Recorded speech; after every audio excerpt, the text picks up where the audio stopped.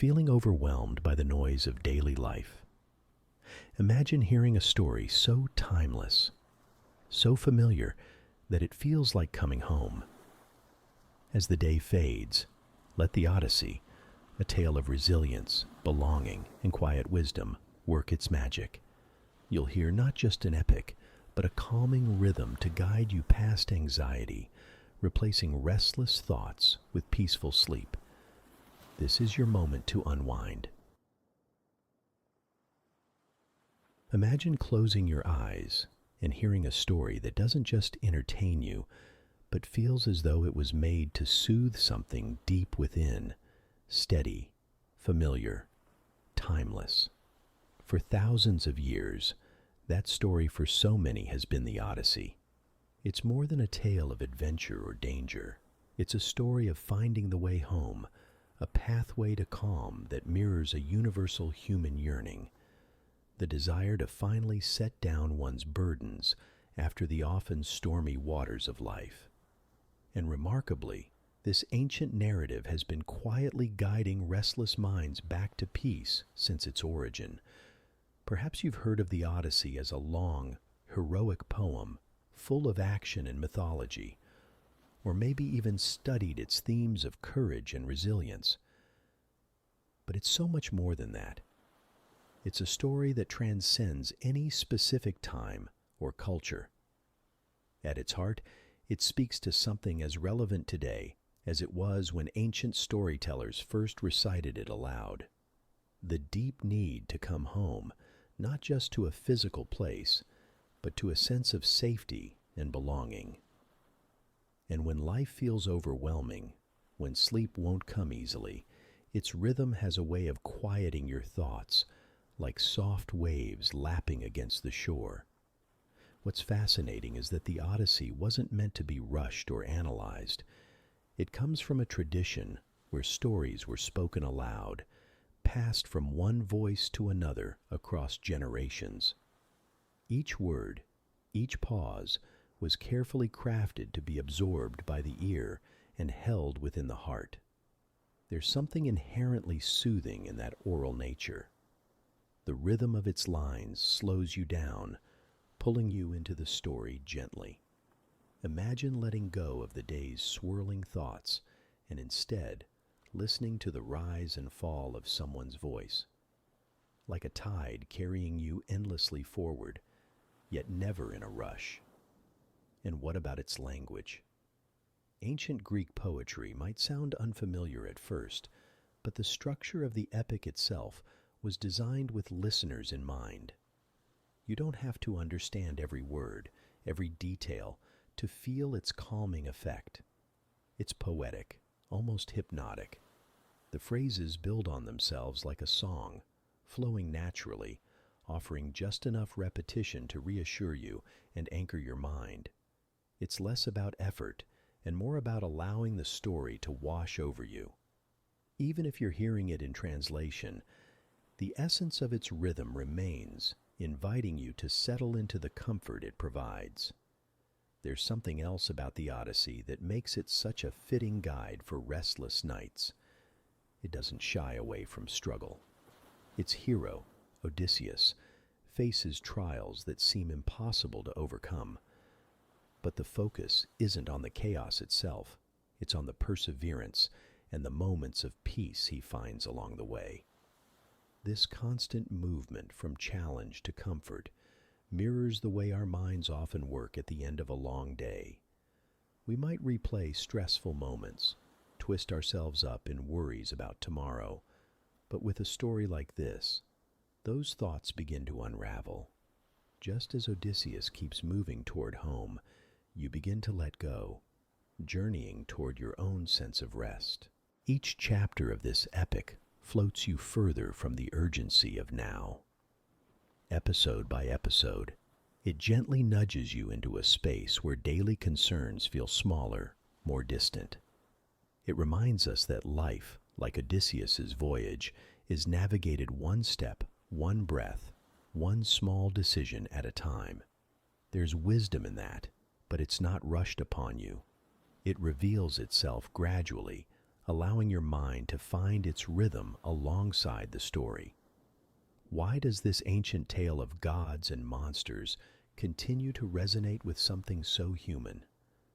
Perhaps it's the reminder that hardship is universal, no matter the era, and something every person has faced in their own way. But even after days or years of turmoil, a journey home is always waiting. For Odysseus, that home is Ithaca, his island, his family. For us, it might take the form of a quiet evening, a few moments of stillness, or simply the ability to breathe freely after a chaotic day. And consider this, for over 2,000 years, people around the world have heard, read, and shared this same story. Think of how extraordinary that is. This one narrative has endured wars, time, cultural shifts, and yet it still exists today, speaking directly to something unchanged in all of us. While so much of the world has changed, the desire for peace, for belonging, remains constant. It's comforting to know that when you listen to or read the Odyssey, you're engaging in the same act as countless others across history. You're taking part in something that is both deeply personal and yet profoundly collective at the same time. Even Odysseus himself doesn't remain untouched by time. His story might be ancient, but the struggles he faces are ones we know too well. The storms he navigates, the temptations he resists, even the sense of being lost and in search of something meaningful. They are themes that feel achingly familiar. This connection to a hero who shares our struggles is what makes the story so timeless. Through countless retellings across millennia, the Odyssey has held onto its role, not just as a tale of adventure, but as a kind of anchor for moments when life feels overwhelming. It reminds us that even amidst uncertainties, there's a way forward. And no matter how endless the wandering feels, there's always the hope of reaching calm waters, of finding home again. This hopeful endurance is why the story continues to matter, and why its soft rhythms are perfect for lulling our modern, restless minds into a more peaceful place. But what's truly remarkable about the Odyssey is how it doesn't just tell the story of coming home. It creates that feeling for the listener. It's not a narrative that insists or demands. It flows gently, inviting you to rest with it, to travel alongside it at your own pace.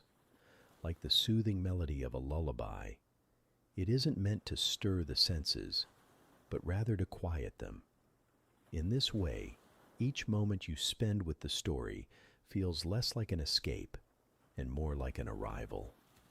You're not running away from the world. You're stepping back into a space that is steady, familiar, and safe. So, why has the Odyssey endured? Perhaps because, at its core, it doesn't belong to any one place or person. It belongs to all of us. It's less a story about Odysseus's homecoming and more a reassurance that even when life takes us far from where we want to be, there's always a way back. In its ancient words lies a promise. You might feel lost now, but you can find stillness. You might feel restless, but peace is always just one wise story away. Odysseus is not the kind of hero who towers above others with sheer strength alone. What makes him unforgettable isn't his ability to wield a sword or conquer physical challenges. It's the way he survives his journey with his cleverness, his resilience, and perhaps most profoundly, his humanity. He is a hero who feels like he could be someone you know, or even aspects of yourself. His story lingers not because of his perfection, but because of his flaws, his adaptability, and his unwavering desire to return to the life he left behind. What makes Odysseus so intriguing is his duality. He is both a wanderer, someone exploring the edges of his world, and a man deeply yearning for his home. This conflict defines him and the choices he makes along the way. He is cunning, but his cleverness often cuts both ways, as seen in his encounter with the Cyclops, Polyphemus. Trapped with his men in the giant's cave, Odysseus devises an ingenious plan to blind the Cyclops and escape. To the ancient audience, this display of wit was thrilling, but it also reveals something deeper. Odysseus cannot resist the temptation to boast.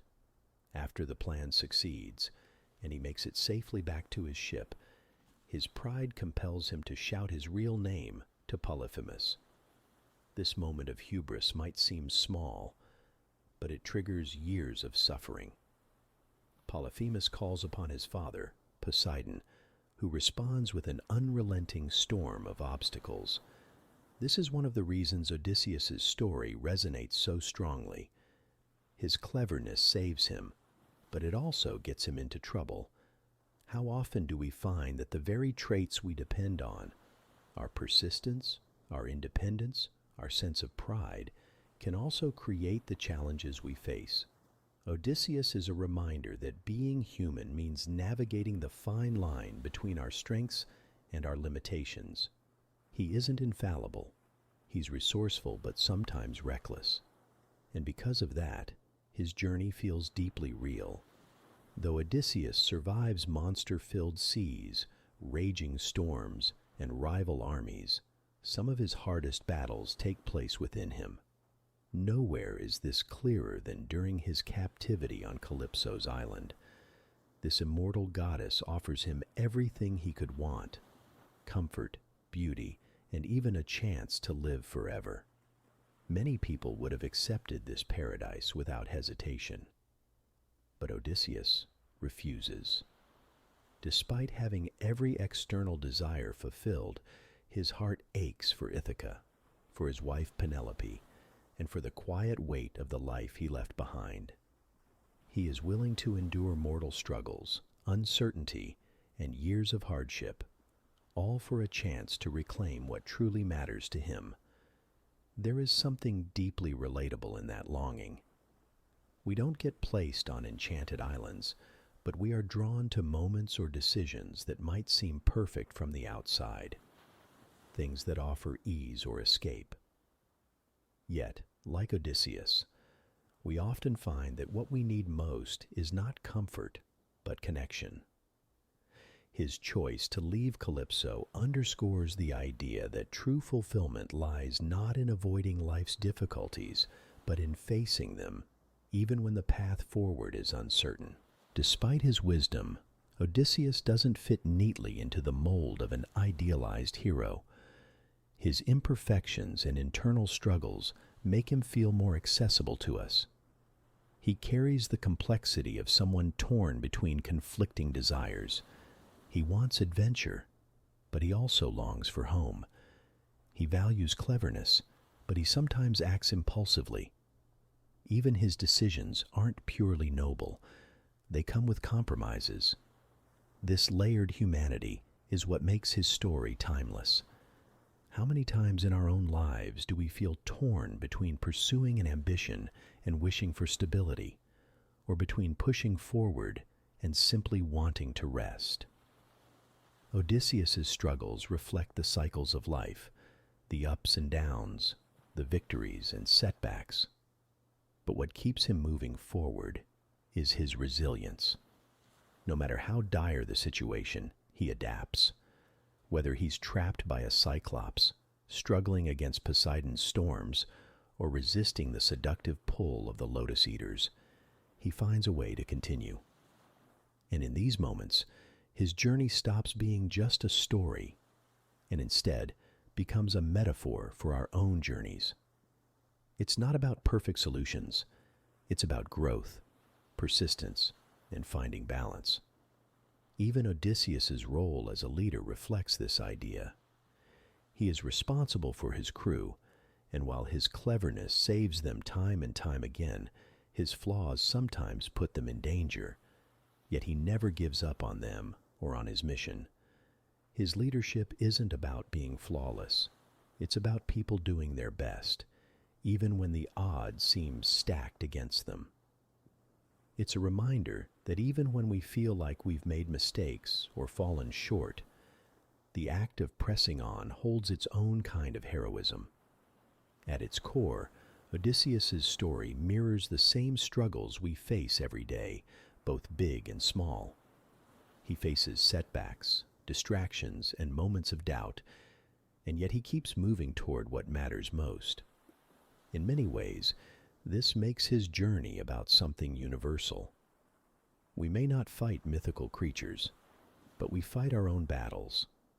The pull of distractions when we need focus, the weight of uncertainty, and the drive to hold on to hope even when we feel lost. It's not hard to see pieces of our own lives in Odysseus's journey, and that's why his story feels so timeless. But the Odyssey isn't just about reaching Ithaca. It's about how Odysseus grows and changes along the way. He learns to navigate the challenges posed by others, such as gods and monsters, but he also learns to face himself. By the time he finally returns home, he isn't the same person who left so many years ago. His journey wasn't just about survival, it was about transformation. And perhaps that's the underlying truth of all great stories. What we take away isn't just what happened, but how the characters endured, adapted, and grew because of it. This is why Odysseus doesn't need to be a perfect hero. His value doesn't lie in his strength or his victories alone, but in his ability to persevere, even when things seem impossibly hard. He shows us that being flawed doesn't disqualify anyone from being a hero. His cleverness may fail him at times, and his decisions may not always be right, but he keeps going. His journey is a reminder that what matters most isn't being perfect. It's finding balance, holding on to what's most important, and never losing sight of home. As Odysseus continues his journey, external forces like the gods play a significant role in shaping his fate. These unseen powers reflect life itself, unpredictable, filled with both obstacles and unexpected support. His struggles against those forces teach us that control isn't everything. Sometimes, resilience means adapting to what we can't change. But when we come back to that central force steering him forward, his longing for home, it's clear why Odysseus's story continues to resonate. It's about more than the trials along the way.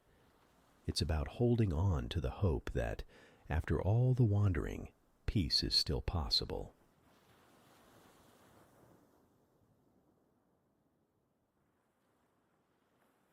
What if the forces shaping your life weren't entirely within your control?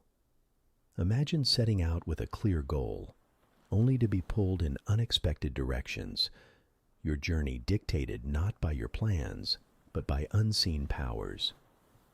In the Odyssey, the gods embody these forces, some that guide us forward, others that challenge and test us beyond what feels bearable. Odysseus spends years caught between these two extremes, a hero whose fate is carved not just by his choices, but also by forces far beyond his reach. His story reminds us of the ways in which life often feels like a delicate balance between what we can control and what we must simply endure. The gods of Greek mythology play active roles in the lives of mortals, and in the Odyssey, they become symbolic of larger universal struggles. Athena, the goddess of wisdom, is Odysseus's constant ally, a figure of guidance and strategic thinking. She represents clarity in times of confusion, the helping hand that appears when you are ready to help yourself.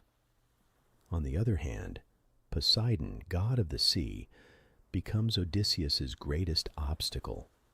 The wrath of this relentless god fills Odysseus's journey with storms, detours, and seemingly endless setbacks.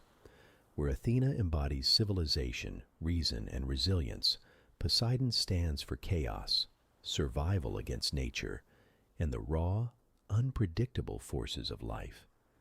The enmity between Poseidon and Odysseus begins when Odysseus blinds Poseidon's son, the Cyclops Polyphemus.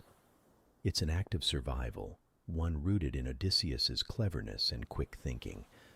But when Odysseus reveals his name to gloat, a moment of pride that undercuts his otherwise strategic mind, he unintentionally invites Poseidon's wrath. This sole act sets years of suffering into motion as Poseidon unleashes storm after storm, determined to keep Odysseus wandering the seas.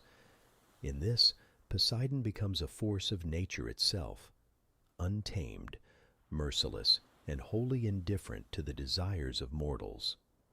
Yet these trials also reveal Odysseus's strength, forcing him to adapt, endure, and overcome obstacles outside his control.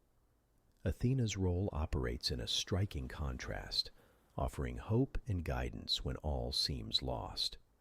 She doesn't remove the challenges before Odysseus, but instead she arms him with the tools to face them, both practical and intellectual. Her interventions are subtle but timely, underscoring the idea that wisdom and resilience are developed through effort, not handouts. Athena values Odysseus for his intelligence and resourcefulness, traits that align with her own nature. She appears as a whisper of advice or a nudge in the right direction, a reminder that even amidst chaos, there are forces that bring clarity and order. In one of the most striking moments of the Odyssey, Poseidon summons a powerful storm that nearly destroys Odysseus. The storm is both a literal and symbolic challenge. The waves crash, the winds howl, and survival feels impossible. Yet, even as his ship shatters beneath him, Odysseus holds on. He clings to what remains, using fragments of wood to stay afloat. This isn't just physical survival. It's an act of emotional and mental endurance. In the face of Poseidon's rage, Odysseus doesn't succumb to despair. His cleverness and determination keep him alive, reminding us that even when life's challenges feel enormous and unrelenting, we always have the power to respond. We might not control the storm, but we can control how we navigate through it. The gods in asterisk. The Odyssey don't just represent external forces. They speak to the internal struggles we all face. Poseidon's storms might be seen as the unexpected chaos of life, the sudden challenges that leave us feeling helpless.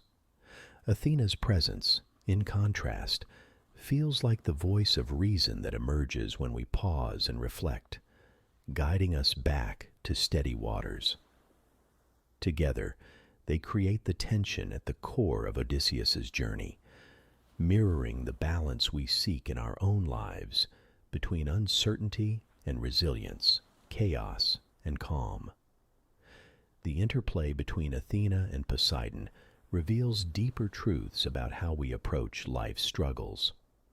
Athena doesn't eliminate the storms Poseidon throws at Odysseus, because doing so would rob him of the opportunity to grow stronger. Instead, her wisdom helps him find ways to persevere. There's a lesson in this, that growth doesn't happen in the absence of challenges, but through them.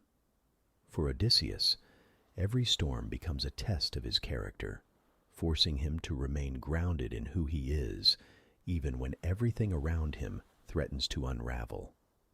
Even the broader moral universe of the Odyssey reflects this delicate dance between divine influence and human agency. While the gods hold immense power, Zeus himself acknowledges that much of human suffering comes not from divine will, but from our own decisions. This creates an interesting ambiguity. While Odysseus's journey is shaped by the gods, he still carries responsibility for how he reacts to what they throw in his path.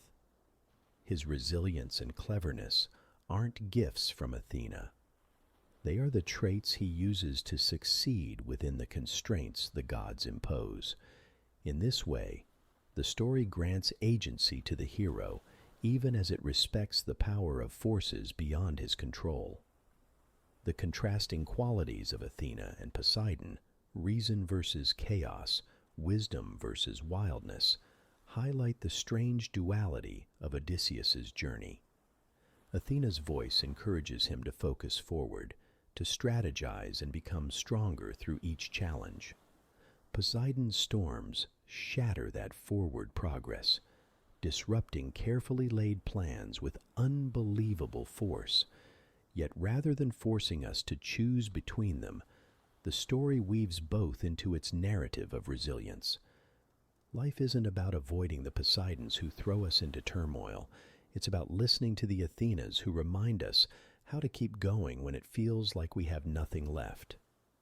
And despite Poseidon's relentless opposition, moments of rest still emerge between the storms. When Odysseus reaches the island of the Phaeacians, it feels like the ultimate gift after years of Poseidon's punishment. The people welcome him, feed him, and listen to his story with rapt attention. Yet even here, where Athena's influence seems strongest, it's clear that rest is temporary. Odysseus can't remain forever, just as the calm moments we find in life are fleeting, meant to replenish us for the next challenge. This, too, is part of the journey. The story reminds us that rest is necessary but not permanent. Growth comes from stepping back into the sea, no matter how daunting. In many ways, Odysseus's relationship with the gods mirrors our own relationship with the unpredictability of life. Sometimes, everything aligns in a way that feels miraculous, as if Athena herself has guided our steps. Other times, the storms of existence seem to rage for no reason, leaving us feeling small against forces we cannot control. But the Odyssey reassures us that survival isn't about having all the answers or avoiding difficulty altogether.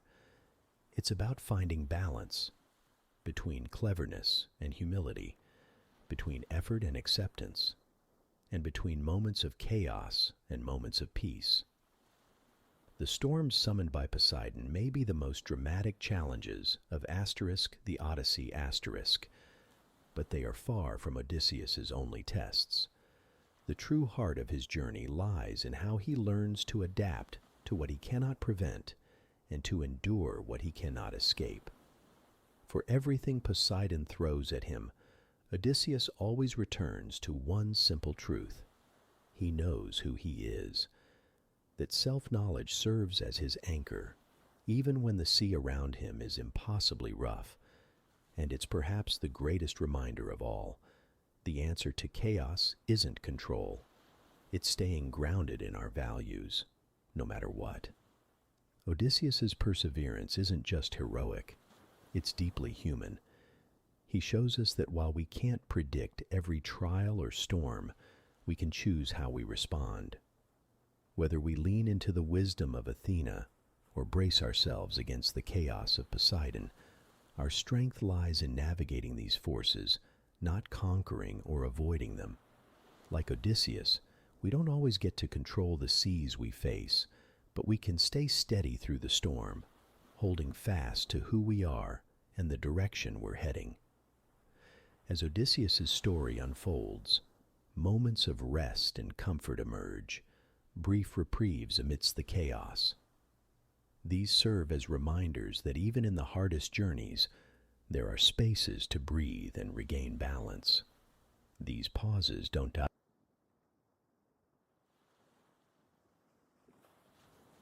In the stormiest stretches of life, one question feels more urgent than any other. Where can we find rest? In the Odyssey that rest exists as islands of calm scattered across Odysseus's journey, offering him brief but necessary moments to pause and recover. These times of refuge, though fleeting, are critical.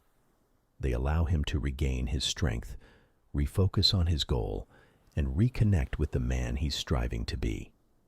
Without them, Odysseus's story might not feel possible. It would be relentless, a constant battering of challenges with no space to breathe.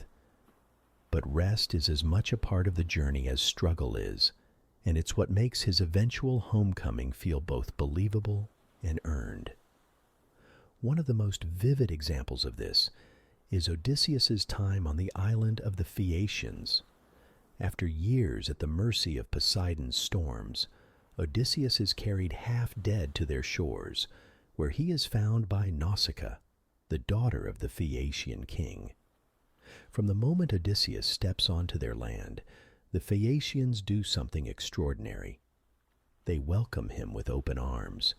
They offer food, a bath, clean clothes, and a place to rest before even asking who he is. Their hospitality, or Xenia asterisk, is so complete that it almost feels divine, a gift of comfort unlike anything he's experienced in years. In a way, it is. As Athena has guided him to this safe haven, the Phaeacians seem to embody the goddess's wisdom, knowing that what Odysseus needs most in this moment isn't advice or action, but a chance to stop and simply be. Their kindness extends even further. Once he has rested and eaten, they gather to hear his story, his years of wandering, his encounters with gods and monsters, and his longing for Ithaca. The Phaeacians' willingness to listen is just as important as the physical comforts they offer. For years, Odysseus has endured his struggles in isolation, far from those who know his heart. By sharing his tale, he begins to process his experiences and feel connected to humanity again. He isn't just a man trying to survive.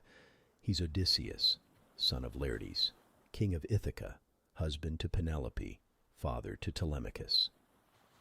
The act of telling his story anchors him in his identity, which had been worn down by years of hardship.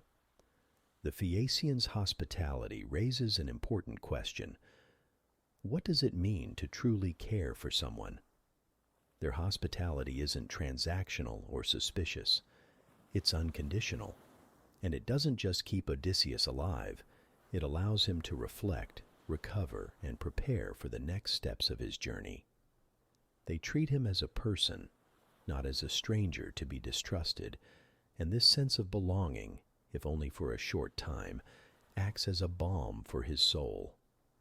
It feels striking when compared to the chaos waiting for him in Ithaca, where the suitors have violated the sanctity of hospitality by taking over his home. The contrast is sharp, and it reminds us of just how sacred rest, kindness, and humanity can be in a frantic, uncertain world. Yet, rest in asterisk. The Odyssey asterisk is never entirely free from tension.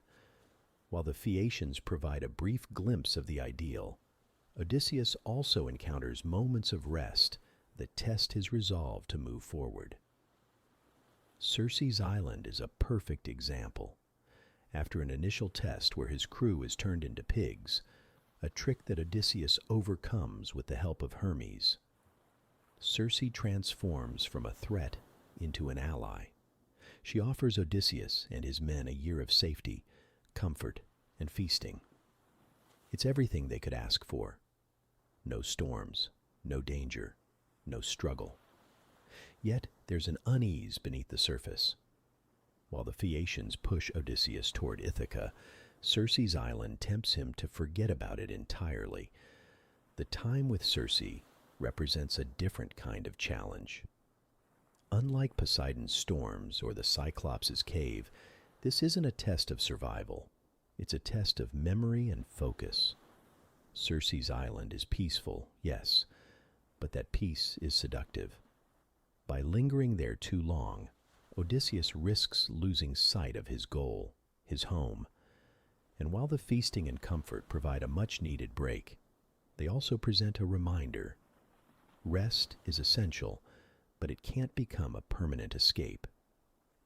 Odysseus eventually chooses to leave, proving again his commitment to Ithaca, to Penelope, and to the life waiting for him beyond the journey. It's a subtle but meaningful tension, one that echoes the way rest in real life often works. When we pause, it's easy to stay paused. Getting back into motion, onto the path we know we must take, requires both resolve and a deep understanding of why we're moving forward in the first place. These moments also show us something fundamental about the role of rest in Odysseus's journey. It's not simply physical, it's psychological, emotional, even spiritual. On Circe's island, he begins to untangle the lessons of his past trials, bracing himself for the challenges yet to come. With the Phaeacians, he has the chance to define his identity through storytelling. These are not pauses in the journey, they are part of the journey. Every moment of recovery gives Odysseus the strength to continue, the clarity to focus on what's ahead, and the wisdom to avoid mistakes he might have made before. The importance of balance is at the heart of these interludes. Even heroes need time to recover, to process their struggles, and to prepare for what lies ahead. Odysseus may be clever, strong, and resilient, but those qualities can only carry him so far without the moments of calm that reconnect him with his purpose. It's through rest that he regains the energy for reflection, through reflection that he regains his focus, and through focus that he's able to navigate the storms yet to come. In this way, the Odyssey reminds us that balance between action and stillness, between effort and recovery, isn't a luxury but a necessity. And while Odysseus's story is unique, the lesson resonates far beyond the ancient world. How often do we find ourselves tempted to push through exhaustion, to hurry on without reflecting on where we're going or why? These brief pauses in Odysseus's journey encourage us to think differently. They suggest that rest isn't a disruption to progress, it's an essential part of it. It's in those pauses that we're able to look back on how far we've come, remember what we're working toward, and steady ourselves for the road ahead. The Phaeacians, in particular, offer a powerful model of what rest can look like in an ideal world. Their hospitality is untainted by suspicion or selfishness. They don't judge Odysseus for his bedraggled appearance or his unknown story. They meet him with kindness first. This openness creates a space for healing, one that prepares him to face the final stretch of his journey. It's a reminder that rest often comes not just from the absence of struggle, but from the presence of community. When we find people who are willing to offer comfort, safety, and understanding, we are given space to rebuild ourselves. As modern readers or listeners, we find something deeply relatable in these moments. Circe's island, the Phaeacian court, even the brief exceptions to Poseidon's wrath, they remind us that even in the hardest times, grace can appear. These respites aren't permanent, but they don't need to be. Their power lies in the way they sustain us, helping us endure the storms that inevitably come next. They're not just pauses, they're moments of gathering strength, finding clarity, and reconnecting with what matters most. And for Odysseus, these moments are tied directly to his homecoming. He could not simply weather storm after storm, trial after trial, and survive intact.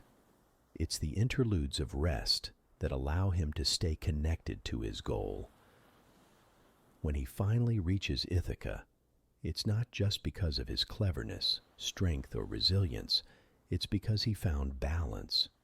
He moved between action and reflection, between effort and recovery, and between struggle and reprieve. That balance is what defines him as a hero and what allows him to complete his journey.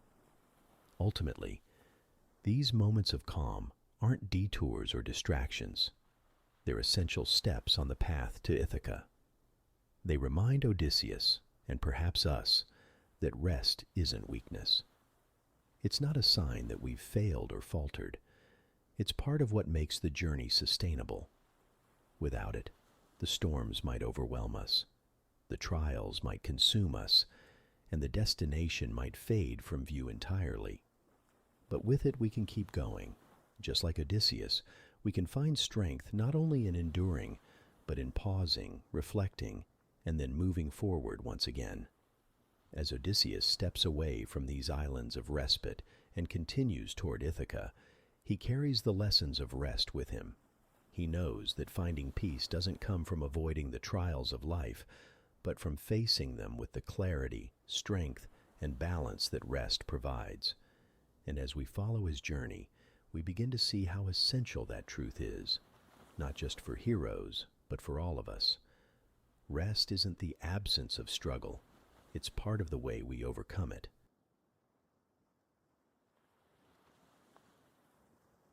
Sometimes, the most difficult challenges in life aren't the battles we fight, they're the choices we have to make.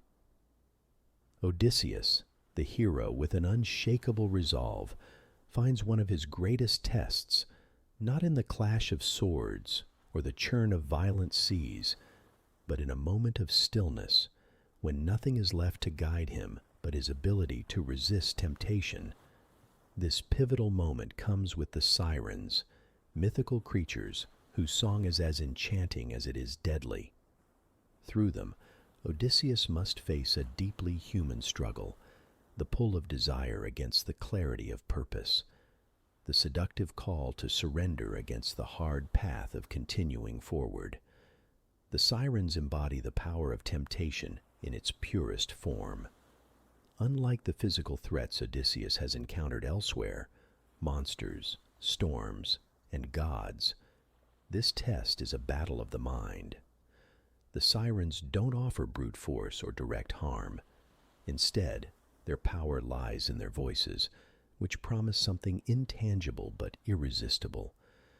Their song isn't about riches or power, it's the promise of knowledge, whispered in a way so alluring that all who hear it are drawn to their deaths. They tell Odysseus, as they've told countless others, that they will reveal all that happens on the fertile earth. This is their promise, a window into the mysteries of the world, the ultimate fulfillment of curiosity.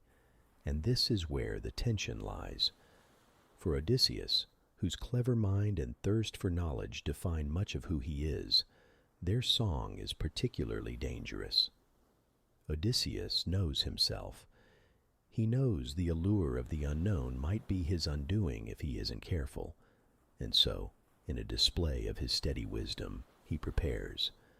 Recognizing the strength of this temptation, one that many could not resist, he comes up with a plan that considers both the desires of his heart and the necessity of survival. His crew takes beeswax, softened to a pliable state, and seals their ears against the siren's call. With this simple but ingenious act, Odysseus protects them from a danger they don't even need to wrestle with. But for himself, Odysseus makes a different choice. Unlike his crew, Odysseus wants to hear the sirens. Maybe it's his innate curiosity, that relentless drive to learn and see, that propels him. But he does so with a clear understanding of his limits. He instructs his men to tie him tightly to the mast of the ship, ordering them to ignore any pleas, no matter how desperate, to free him. He knows that the siren's pull, no matter how much he might want to fight it, would overwhelm his resolve if he didn't take precautions. With his body physically restrained, he allows his mind to experience their song while staying safe from its consequences. This choice shows us something remarkable. Odysseus doesn't try to eliminate temptation or deny its power. Instead, he faces it directly, but on his own terms, grounded in self-awareness and discipline. When their ship sails near, the air quivers with the sirens' voices. For the first time, Odysseus hears their song, and it is everything they promised. The words reach to the very core of who he is, appealing to his intellect and his restless heart, offering not just knowledge but escape, the chance to leave behind the struggles of his journey. This isn't just a song, it's a lifeline dangled in front of a man who has spent years battling the weight of his trials. In this moment, all the pain, fatigue, and uncertainty of his journey press against him. The sirens, with their unearthly beauty and haunting melodies, promise release. And Odysseus, despite himself, feels his resolve begin to waver.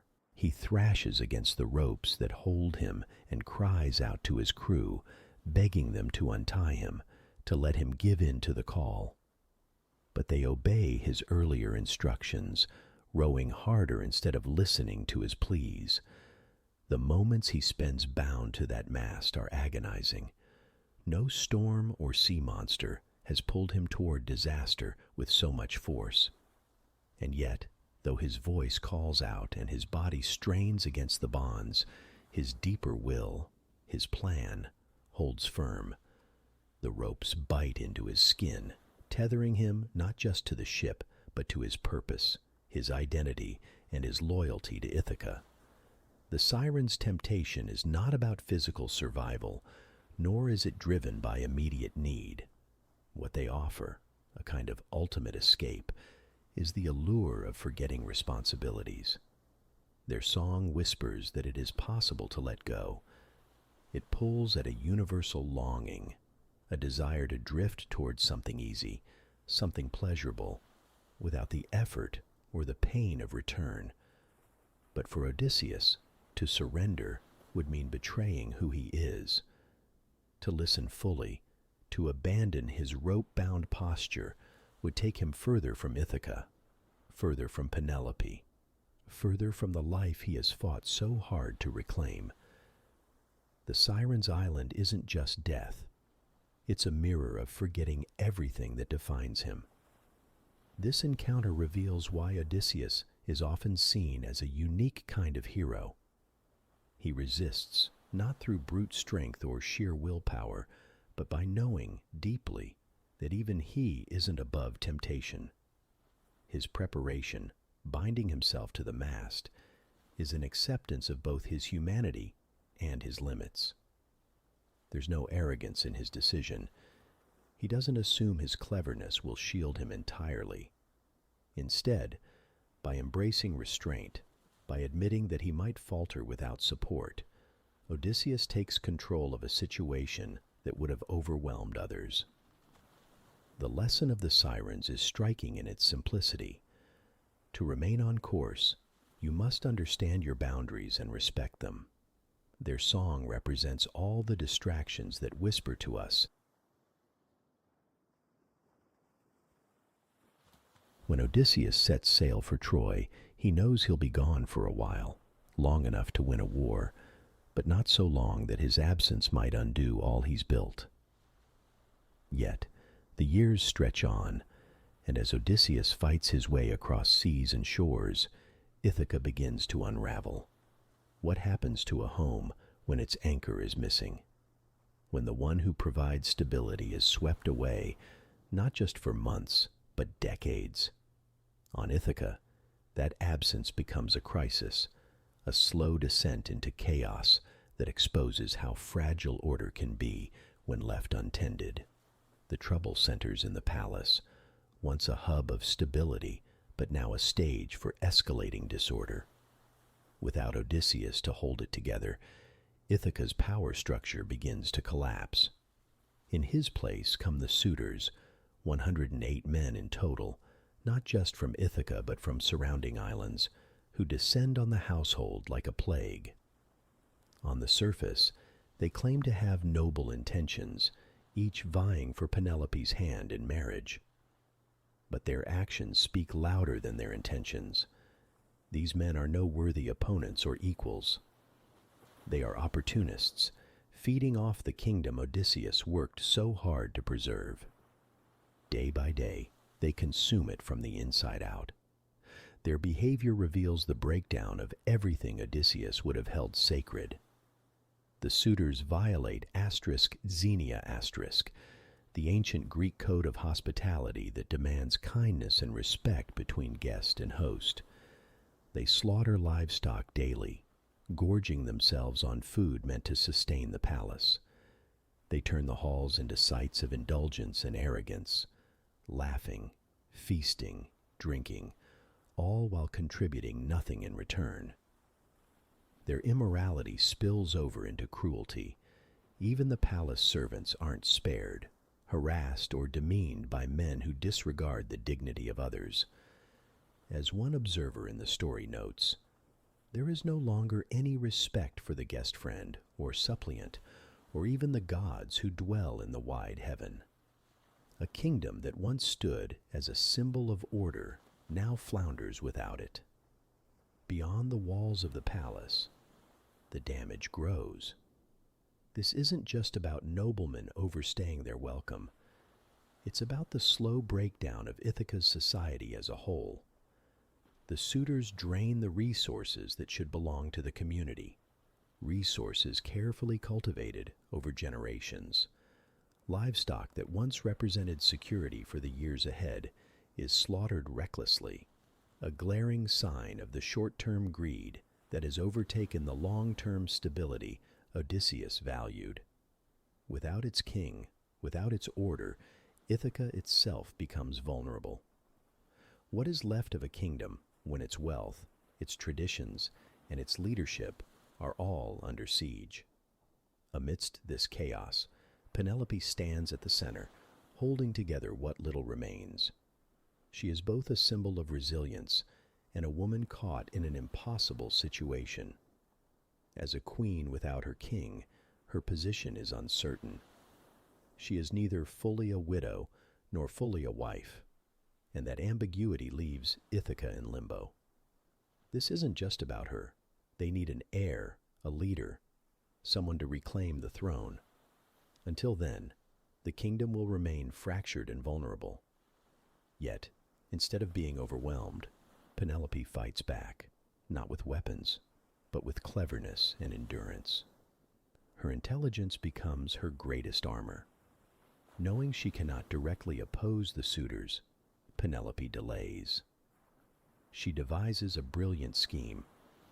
She promises to choose a new husband only after finishing a burial shroud for Laertes, Odysseus's aging father.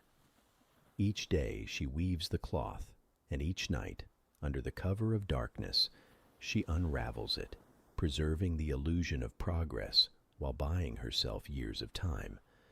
It takes 3 long years before her trick is exposed, but by then, she has already managed the impossible. She has given Odysseus more time to make his way back. Penelope's resistance isn't just about the weaving. She uses every tool at her disposal to keep the situation from spiraling even further. She extracts gifts from the suitors, a calculated move that replenishes some of what they take. She navigates their pushy advances and blatant disrespect while still maintaining an almost unshakable sense of dignity. Her tactics reflect not just her strategic mind, but her understanding of how precarious her position truly is. She knows that without Odysseus, she has no real protection, no guarantee that Ithaca will stay under her family's control. The pressure she faces is immense, yet she endures.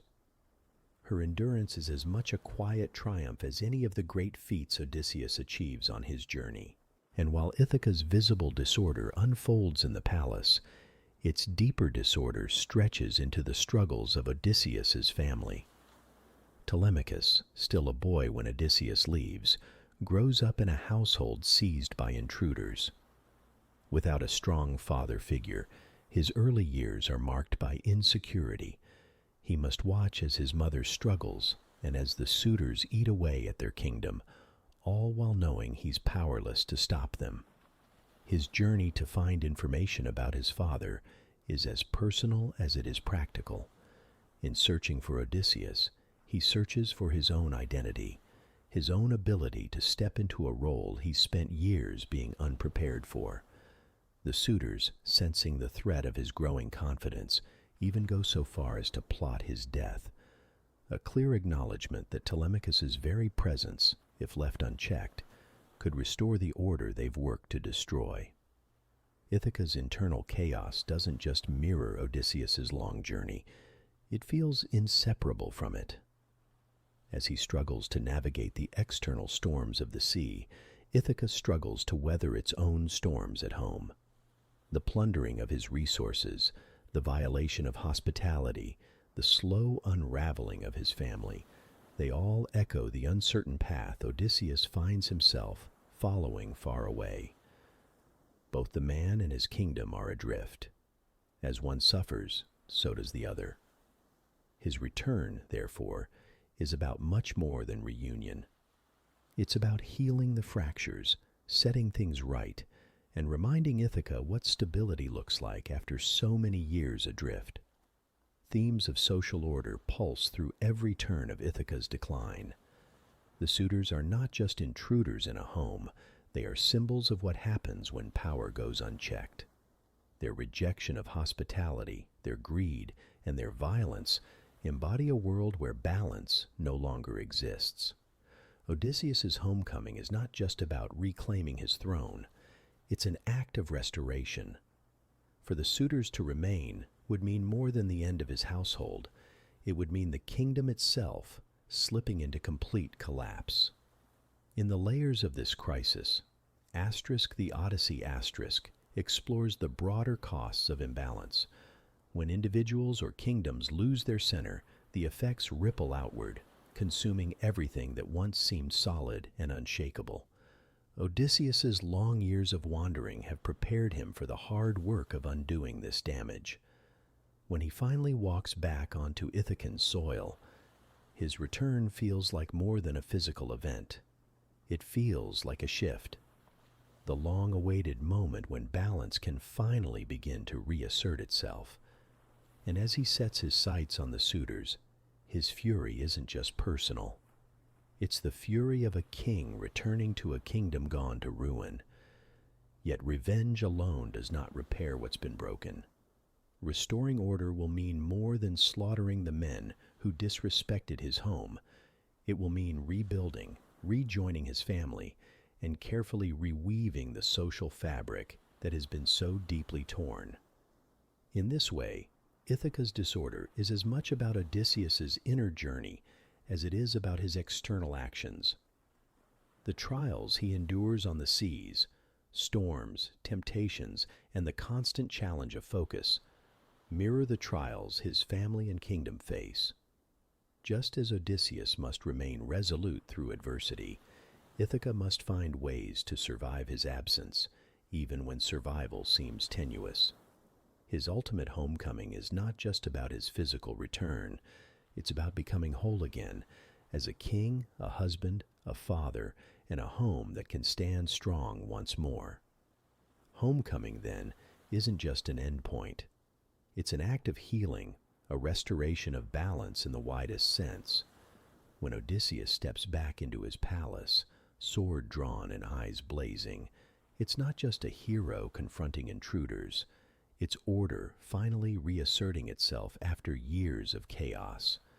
But even here, the work will not be done in a single moment. The damage has spread deep, and likely it will take years to repair everything the suitors left in ruin. Yet, as Odysseus faces the challenge, we see that the story isn't only about Ithaca as a physical place. It's about how a home becomes whole again after it's been torn apart. Amidst the climactic battles and moments of fury, the quiet truth emerges. Restoration is as much about turning inward as it is about reclaiming what's outside. For Odysseus, peace will come not just from defeating the suitors, but from rebuilding, forgiving, and learning how to live again after years of wandering. As the suitors fall, and as the palace is reclaimed, the deeper question lingers. What does it take to truly restore what was lost? Ithaca offers no easy answers, but the process begins step by step, just as Odysseus's journey led him, mile by mile back home. When Odysseus finally reaches Ithaca, it isn't the grand, triumphant moment we might expect. Instead, his arrival feels deliberately quiet, softened by disguise and caution. He doesn't burst into his palace and sweep away the disarray immediately. Instead, he observes, plans, and prepares for the enormous task ahead of him. After 20 long years, his homecoming will not be something taken lightly. It is an act of reclamation, recognition, and restoration. The journey has changed him deeply, but as he steps into the halls of his home, 2 moments stand out as proof that what he has endured has been worth it. The first happens publicly and violently, and the second in private, with nothing between him and the woman he has longed to see for decades. Penelope introduces the challenge of the bow as a way to test the suitors, but in truth, it is a screen, not just to delay her unwanted marriage, but to draw a clear boundary between who belongs and who doesn't. The bow is no ordinary weapon. Given to Odysseus by Iphitus, it has sat unused for years, a silent reminder of the man who once wielded it, the life he left behind, and the home that still longs for him. Its weight alone renders it impossible for anyone untrained to use. To prove themselves worthy of Penelope, the suitors must not only string the bow, but shoot an arrow through the heads of 12 axe handles lined up in a perfect row. It's a task that seems impossible, and for every suitor who steps forward, it is. They humiliate themselves again and again, straining and grunting, failing even to bend the bow. Yet their failures feed into their arrogance. They laugh, drink, and taunt their way through the contest, still secure in their numbers and their stolen power. Amid the chaos, the disguised Odysseus steps forward. To the suitors, he is nothing but a weathered beggar. To Penelope, he is a puzzle she isn't yet ready to piece together. But as he takes the bow into his hands, something astonishing happens. With the practiced ease of a master craftsman, Odysseus strings the weapon. The movement is fluid, effortless, and deliberate, the string tightening with a sharp note that echoes through the halls. That sound is more than just the twang of a bow. It is a declaration. It announces that the rightful king has returned, not by shouting or striking, but by action so unmistakable that anyone who witnesses it knows the truth without a single word spoken. As Odysseus lifts the bow and releases the arrow, it sails effortlessly through all 12 axe heads. The moment is still, seemingly frozen in time, but its power is immeasurable. It is the quiet before the storm. In that instant, the beggar's disguise falls away, not in appearance, but in presence. Odysseus's mastery of the bow cuts through years of doubt, speculation, and impersonation. He doesn't seize power by proclamation. He earns it in a way no one else can. With Telemachus at his side and the bow firmly in hand, he turns from the suitors and reveals his identity fully. What follows is not a battle, but a reckoning. The suitors fall one by one, their oil-slicked greed and entitlement crushed under the weight of Odysseus's return. Yet this eruption of violence is only half of the restoration, necessary but incomplete. Order might return to the halls of Ithaca, but no home becomes whole again without the reintegration of trust and love. And for Odysseus, this is where the other half of his journey begins, not with his sword but with his heart, as he faces the woman who has waited 20 years for this moment. Penelope's war has been quieter than her husband's, fought not with weapons but with endurance and wit. For every year he has battled storms and monsters. She has battled loneliness, doubt, and the constant threat of losing her home and her autonomy. When Odysseus finally stands before her, she doesn't collapse into his arms immediately. She doesn't scream with joy or weep with relief. Instead, Penelope hesitates. Her hesitation isn't coldness, but caution. So much of her life has been marked by uncertainty. What proof does she have that this man who now stands before her claiming to be her husband is not simply another impostor? The Odyssey may be one of the oldest stories we know, but it doesn't feel far away. It feels alive, as if it still speaks across time, directly to us. That's what makes it so remarkable, the way an epic set in a Bronze Age world filled with sea monsters, gods, and wooden ships feels tethered to struggles we recognize in our own lives. Anxiety, identity, and the longing to belong. Those emotions cross centuries as easily as Odysseus's ship crossed the sea. This isn't just a distant artifact of ancient Greece. It's a reflection of what it means, universally, to live, to struggle, and to search for something greater. At its heart, the Odyssey tells the story of wandering and homecoming, a cycle so present in our lives that it can feel like a rhythm.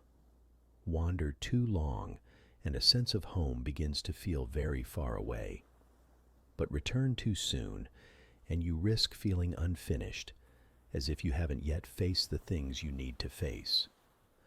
Odysseus's journey isn't just about moving from place to place. It captures that balance between exploration and connection, between stepping out into the unknown and returning to the familiar.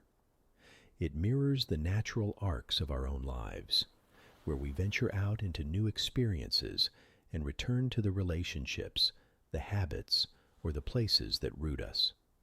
This is a story imbued with contrasts, and perhaps that's why it feels so universal. The extraordinary events, battles with cyclopes, confrontations with immortal enchantresses, sit alongside very human emotions and challenges. Odysseus's trials with the supernatural make the epic thrilling, but it's his grappling with identity, belonging, and perseverance that make it deeply relatable. Even though he's a hero touched by divine favor, Odysseus must navigate things that feel inherently human: uncertainty, self-doubt, and the struggle to reconnect with those he loves. His story acknowledges that no amount of cleverness or strength can overcome every obstacle, but it also reminds us of the resilience that can keep us going when life feels overwhelming. And then there's the theme of home. Civilizations have shifted dramatically in the thousands of years since Homer's time, but the idea of homecoming, that deep desire to return to a place of safety and belonging, hasn't lost its potency. For modern audiences, this search for home might not look like reclaiming a physical island. Maybe it's found in a state of mind, in relationships, or in a sense of identity rediscovered after periods of doubt and detachment. The Odyssey captures this longing with a clarity that feels timeless. Its meditation on home is not just geographical but emotional, a reminder that coming back to yourself is as meaningful as journeying toward a destination. The Odyssey also stands apart because of how artfully it blends adventure with introspection, and this makes it uniquely suited for moments of reflection and rest. Its rhythm slows and quickens as needed, much like life itself. The high-stakes action of Odysseus facing mythical dangers is balanced by his quiet emotional struggles, his longing for Penelope and Ithaca, and his moments of rest among allies who remind him of what's waiting for him. It offers both excitement and calm, making it a story you can engage with on multiple levels. Some moments captivate with intensity, while others ripple out gently, offering space for thought and connection. This layered, balanced storytelling is also why it has influenced so much of what came after it. Its narrative techniques, like the shifts between past events and present action, or its use of multiple perspectives, feel surprisingly modern. It's a story that can look incredibly ancient in one moment and strikingly contemporary in the next.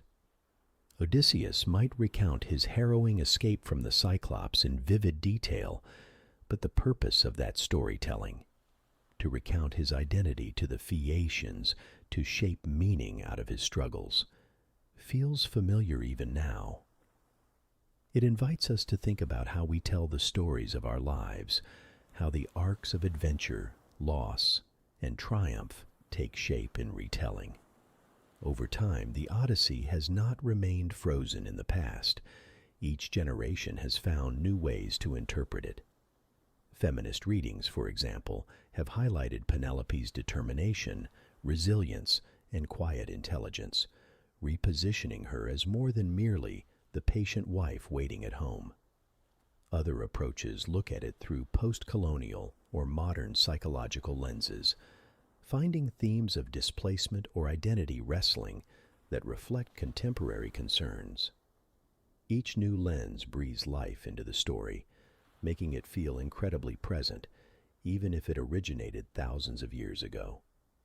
It's a mark of its depth, that it remains a living story, evolving with us as we evolve. The Odyssey's influence extends far beyond academia. Contemporary authors, playwrights, and filmmakers continue to draw from its wellspring of inspiration. Writers like Margaret Atwood and Derek Walcott have reimagined its themes through their own creative works, using Odysseus's journey as a foundation for exploring modern questions of belonging, displacement, and selfhood. These adaptations are not simply efforts to retell the story. They're evidence of how its core ideas resonate even in a vastly different world. Whether in literature, stage adaptations, or even art reflecting the siren's call or the trials of the underworld, Odysseus's journey keeps finding ways to fit neatly into the questions and fears of our time. Part of the Odyssey's lasting power lies in the way it weaves together the cosmic with the ordinary. Yes, it's full of supernatural forces, the manipulations of gods, the wrath of Poseidon, the dangers of enchantresses, but these forces never fully overshadow the human concerns of the narrative. Odysseus's identity remains grounded in his longing for his family, in the vulnerability that comes with being lost, and in the quiet satisfaction of small acts, nurturing his crew, defending his home, and proving himself through his knowledge of a bed he personally built. His balance of extraordinary circumstances and everyday humanity keeps the story relevant, making the ancient feel familiar rather than distant. And then there is the sea itself, the constant backdrop of Odysseus's journey. It's as timeless as the story itself. The vast, unpredictable ocean is as much a symbol as it is a setting, reflecting the ebb and flow of challenges we endure. The Odyssey suggests that no one escapes life's waves, but we all learn to navigate them in our own way. There is comfort in knowing that Odysseus faced storms too, and still, he found his way home. The sea, boundless and vast, contains not just his battles, but also his moments of calm, offering a balance as complex as life itself. More than just a story of its time, the Odyssey endures because it carries the threads of what it means to be human.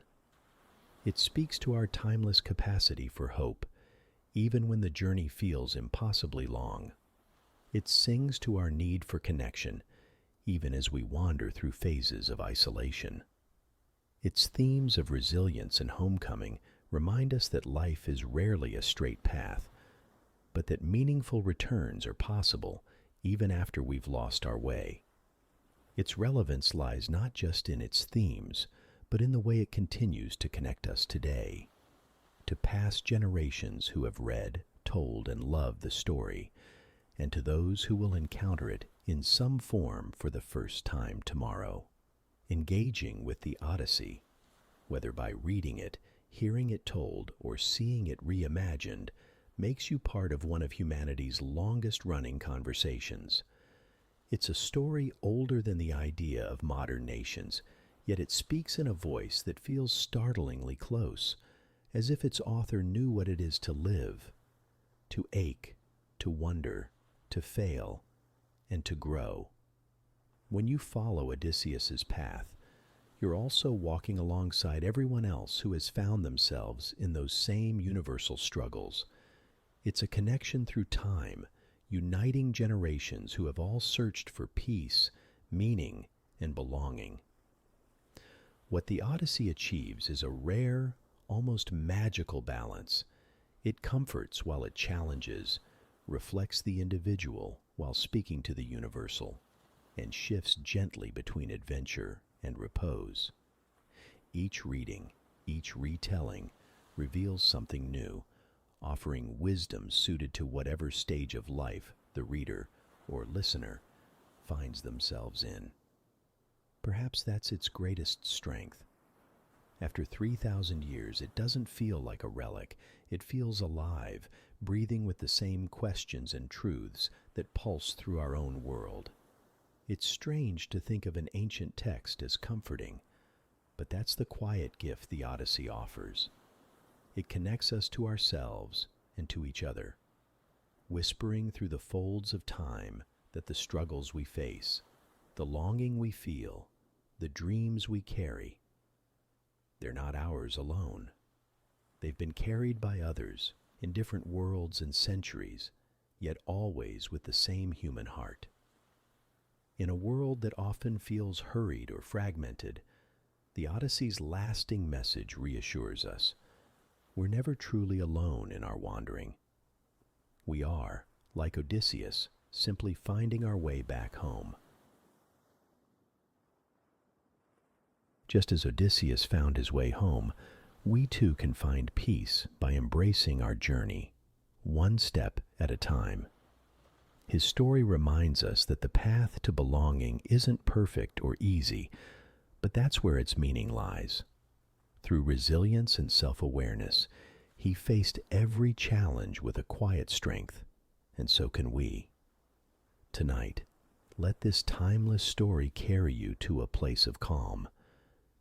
Picture the gentle rhythm of waves guiding you to shore, letting worries drift away. As you settle into rest, may the quiet wisdom of the Odyssey remind you, your journey, like his, leads to peace,